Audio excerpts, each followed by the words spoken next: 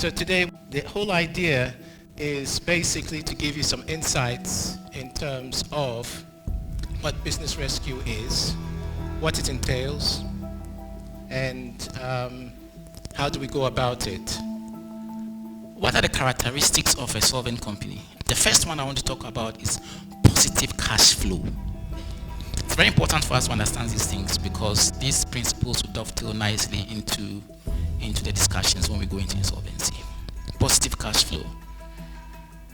A company exists to earn money and to spend money.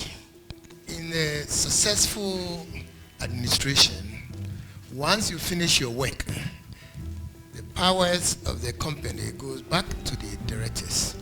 So the directors will be hanging while you turn the company around, and then when it's over, they get back their powers and continue to run their company.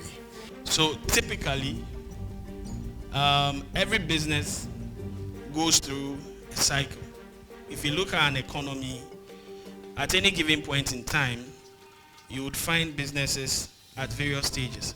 And for all of us here, for the interest of restructuring, insolvency, the key point here is businesses can be distressed at any level. It's not as though a business goes all the way to maturity and then dies. You can have businesses that get into distress right from the beginning. We have businesses at the growth stage getting into distress. But the key thing here, if you're a professional and you were to be engaged on a distress scenario, I think one of the key things you have to define is where to place the business in the life cycle. So the business will have to rearrange its things, rebuild internal structure, bring efficiency, and then competitiveness. Okay. So in restructuring, we are seeking to rearrange or re-exchange or change these contracts to create value. We want to create value for the players involved in the corporate typical setting. Okay. In many cases, a business will restructure with the aim of becoming more profitable, better than what it used to be. Now, as I said, it is not only for struggling organizations. A firm can be proactive. You can be proactive in whatever that you actually do, so that before the forces come, you can actually cater for that. So the restructuring involves fixing the business. So you have to fix the business. And here we are looking at dealing with the business risk. When we talk about business risk, we are looking at the risk that is inherent in the operations of the business.